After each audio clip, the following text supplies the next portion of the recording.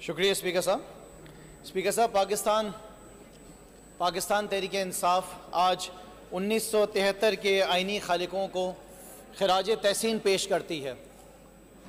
इसमें जितने भी लोग शामिल थे उस वक्त, जिन जिन ने अपना हिस्सा डाला, उन सबको खराज तहसीन पेश करती है।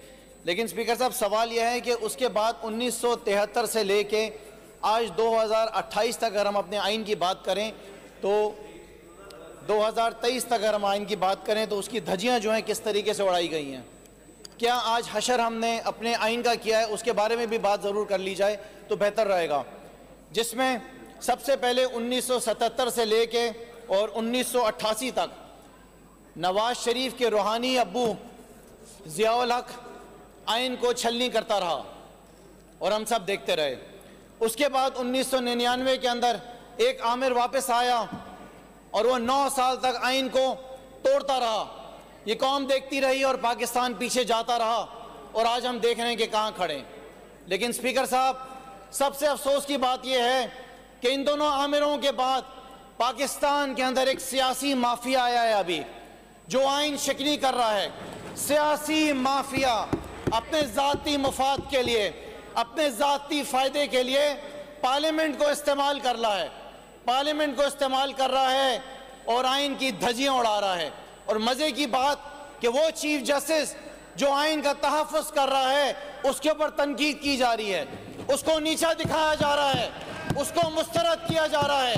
पार्लियामेंट के अंदर बैठकर ख़ास तौर पर ऐसे इजलास किए जा रहे हैं कि चीफ जस्टिस को कितना नीचा दिखाया जा सके। एक भाई साहब तो हैं कि वो फरमाते हैं, वो कहते हैं कि चीफ जस्टिस साहब जो हैं वो फ़ौरन रिज़ाइन करें। एक खातून है, वो कहती हैं कि शर्म आनी चाहिए चीफ जस्टिस को। ये हाल है आइन का। मैं तो ये कहता हूँ कि स्पीकर साहब, आज जुल्फ़िकार अली भुट्टो साहब की जो रूह है वो भी शदीद तकलीफ के अंदर होगी, वो भी शदीद तकलीफ में होगी कि भुट्टो साहब का नवासा जो है वो आइन शिकनों के साथ बैठकर आइन शिकनी कर रहा है। अच्छा, ये क्यों किया जा रहा है स्पीकर साहब?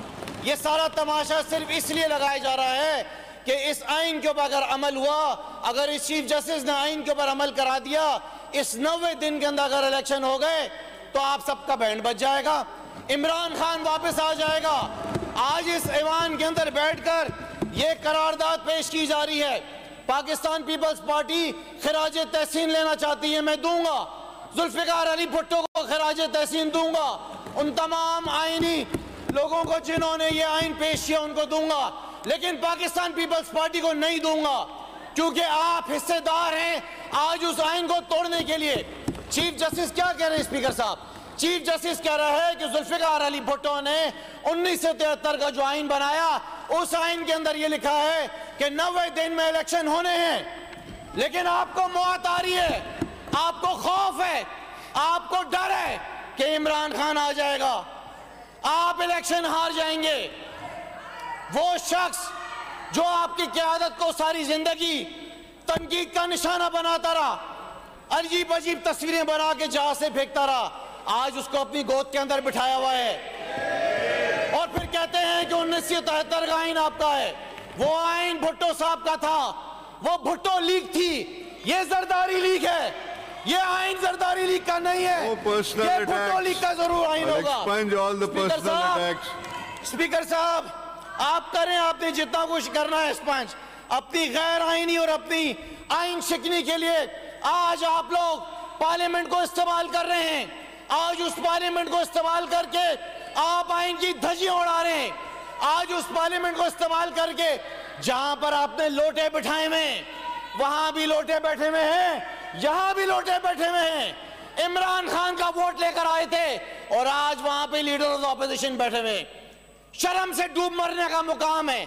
आप बात करते हैं आइन की, आप में हिम्मत और जुर्रत है सारी चीजें आइन के बारे में बात करने की। नेशनल असेंबली को आप डिस्कस कर रहे हैं, आखिर में एक दफा पार्लियामेंट की बात तहसीन जरूर पेश करूंगा, लेकिन स्पीकर साहब, आपके इस करारदाद को मैं फाड़ के फेंकता हूँ। बैठ जाए, आपका नहीं है, जिसका उसका जरूर खराज। बैठ जाए आप जी।